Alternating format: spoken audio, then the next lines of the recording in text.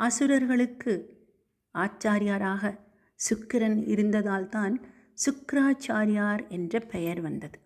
அசுரர்களின் பல போர்களில் குருவாக இருந்து வழிநடத்தி கொண்டு வந்தார் சுக்கிராச்சாரியார்.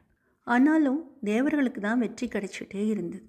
அசுர குலத்தை காப்பாற்றுறதுக்கு சிவபெருமான் கிட்டேருந்து சஞ்சீவினி மந்திரத்தை எப்படியாவது கற்றுக்கொள்ள வேண்டும் என்று நினைத்தார் சுக்கிரனாகிய சுக்கிராச்சாரியார்.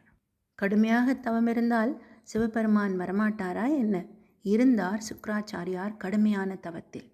தவம் இருப்பவரை கலைப்பதும் மற்றவருக்கு வழக்கம். அதுபோல அசுரர்களுக்கெல்லாம் குருவான சுக்கிராச்சாரியாரின் தவத்தை கலைக்க தேவர்களுக்கெல்லாம் தலைவரான பிரகஸ்பதி வந்தார். இந்திரனை சந்தித்தார் பிரகஸ்பதி. சுக்கிராச்சாரியாரின் தவத்தை பற்றியும் எடுத்துரைத்தார் இந்திரனிடம்.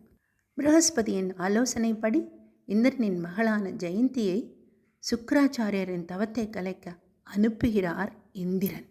உட்கார்ந்த நிலையில் கடும் தவம் இருந்த பொழுது காட்சி தரவில்லை சிவபெருமான். அதனால் மரத்தின் மேல் தலை கீழாக தொங்கினார் சுக்கிராச்சாரியார். உண்ண உணவும் அருந்த நீரும் இல்லாமல் மிக கடுந்தவம் புரிந்தார். அந்த சமயத்தில் வந்தாள் இந்திரனின் மகள் ஜெயந்தி. அவளுடைய சுவாசத்திலிருந்து விஷப்புகையை வெளியேற்றினாள். அந்த விஷப்புகை சுக்கிராச்சாரியாரின் மூக்கிலிருந்தும் கண்களிலிருந்தும் வாயிலிருந்தும் இரத்தமாக வெளியேற்றியது. அப்படியும் சுக்கிராச்சாரியார் தன்னுடைய தவத்தை விடவில்லை. 1 ஆண்டா 2 ஆண்டா பல்லாயிரம் ஆண்டுகள் கடந்தது தவம். இந்த கடுந்தவத்திற்கு பின்னும் காட்சியளிக்கவில்லை என்றால் காட்சியளித்தார் சிவபெருமான். என்ன வரம் வேண்டும் கேள் சுக்கிரா என்று சிவபெருமான் கேட்க, இறந்தவர்களின் உயிரை மீட்டெடுக்கும் சஞ்சீவினி மந்திரத்தை கற்றுக் கொடுங்கள் என்று சொல்ல, உடனே சிவபெருமான் சொல்கிறார், பிறப்பு என்று ஒன்று இருந்தால் கண்டிப்பாக இறப்பு இருக்கும் சுக்கிரா. அப்படி சஞ்சீவினி மந்திரத்தை உச்சரித்தால் இறப்பே இருக்காதே.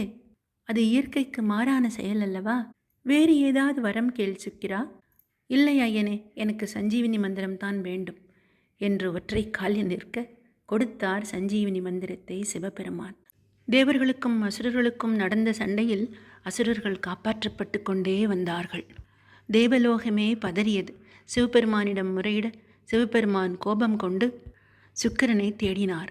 சுக்கிரன் மிகவும் சிறிய உருவமாக அவருடைய சூலாயுதத்தின் உச்சியிலேயே போய் ஒளிந்து கொண்டார். கண்டுபிடிக்காமல் இருப்பாரா சிவபெருமான்? கண்டுபிடித்து சுக்கிரனை விழுங்கினார்.